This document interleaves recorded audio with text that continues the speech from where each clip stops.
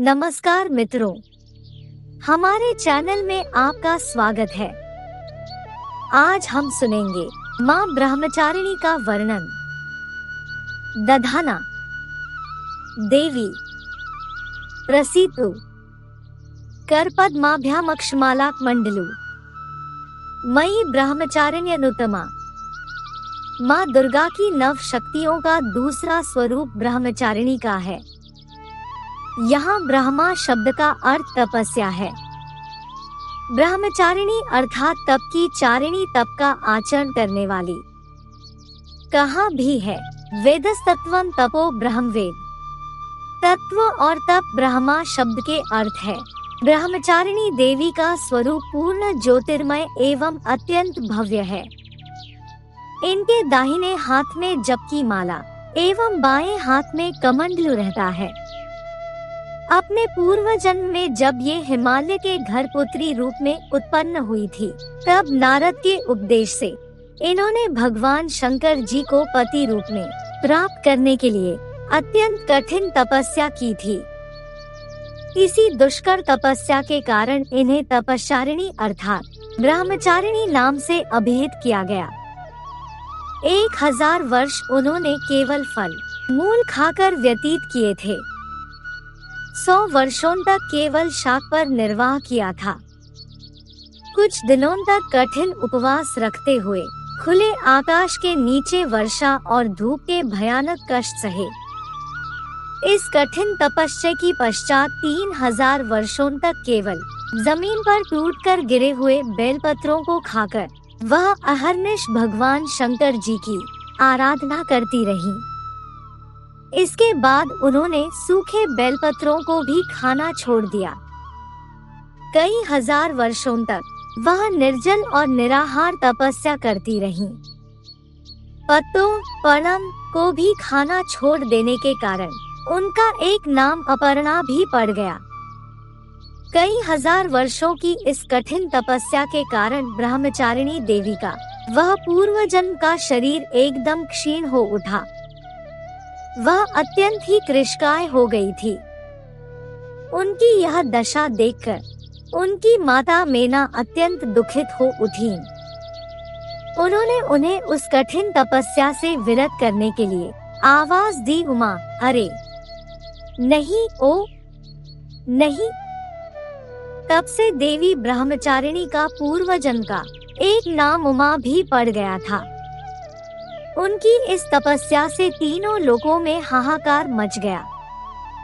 देवता, ऋषि, सिद्धगण, मुनि सभी ब्रह्मचारिणी देवी की इस तपस्या को अभूतपूर्व पुण्य कृत्य बताते हुए उनकी सराहना करने लगे। अंत में पितामह ब्रह्मा जी ने आकाशवाणी के द्वारा उन्हें संबोधित करते हुए प्रसन्न स्वरों में कहा, हे देवी, आज तक किसी ने ऐसी कठोर तपस्या नहीं की थी। ऐसी तपस्या तुम्ही से संभव थी। तुम्हारे इस अलौकिक कृत्य की चतुर्दिक सराहना हो रही है। तुम्हारी मनोकामना सर्वतोभावेन परिपूर्ण होगी। भगवान चंद्रमौली शिवजी तुम्हें पति रूप में प्राप्त होंगे। अब तुम तपस्या से विरत होकर घर लौट जाओ। शीघ्र ही तुम्हारे पिता तुम्हें बुलाने आ रहे हैं। माँ दुर्गा जी का यह दूसरा स्वरूप भक्तों और सिद्धों को अनंत फल देने वाला है। इनकी उपासना से मनुष्य में तप, त्याग, वैराग्य, सदाचार, संयम की वृद्धि होती है। जीवन के कठिन संघर्षों में भी उसका मन कर्तव्य पथ से विचलित नहीं होता। माँ ब्रह्मचारिणी देवी की कृपा से उसे सर्वत्र सिद्धि और विजय की प्राप्ति होती है। दुर्गा पूजा के दूसरे दिन इन्हीं के स्वरूप की उपासना की जाती है। इस दिन साधक का मन स्वाधिष्ठान चक्र में स्थित होता है। इस चक्र में अवस्थित मन वाला योगी उनकी कृपा और भक्ति प्राप्त करता है। बोलो जय माता दी। आज हम सुनेंगे माँ चंद्रघंटा का वर्णन। पिंडिज प्रवरारूढ़ा चंकोपास्त्र कैर्युता प्रसादन तनुते मह्यं चंद्र घंटेति विश्रुता। माँ दुर्गा जी की तीसरी शक्ति का नाम चंद्र घंटा है। नवरात्रि उपासनाएं तीसरे दिन इन्हीं के विग्रह का पूजन आराधन किया जाता है। इनका यह स्वरूप परम शांतिदायक और कल्याणकारी है। इनके मस्तक में घंटे के आकार का अर्धचंद्र है। इसी कारण से इन्हें चंद्र घंटा देवी कहा जाता है। इनके शरीर का रंग स्वर्ण के समान चमकीला है। इनके 10 हाथ है। इनके 10 हाथों में खड्ग आदि शस्त्र तथा बाण आदि अस्त्र विभूषित है। इनका वाहन सिंह है। इनकी मुद्रा युद्ध के लिए उद्यत रहने की होती है। इनके घंटे की सी भयानक चंड ध्वनि से अत्याचारी दानव दैत्य राक्षस सदैव प्रकंपित रहते हैं।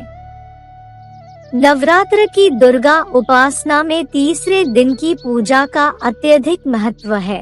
इस दिन साधक का मन मणिपुर चक्र में प्रविष्ट होता है। माँ चंद्र घंटा की कृपा से उसे अलौकिक वस्तुओं के दर्शन होते हैं, दिव्य सुगंधियों का अनुभव होता है तथा विविध प्रकार की दिव्य ध्वनियाँ सुनाई देती है। ये क्षण साधक के लिए अत्यंत सावधान रहने के होते हैं। माँ चंद्र घंटा की कृपा से साधक के समस्त पाप और बाधाएं विनष्ट हो जाती है। इनकी आराधना सद्यः फलदायी है। इनकी मुद्रा सदैव युद्ध के लिए अभिमुख रहने की होती है। आता भक्तों के कष्ट का निवारण ये अत्यंत शीघ्र कर देती है। इनका वाहन सिंह है। आथा इनका उपासक सिंह की तरह पराक्रमी और निर्भय हो जाता है।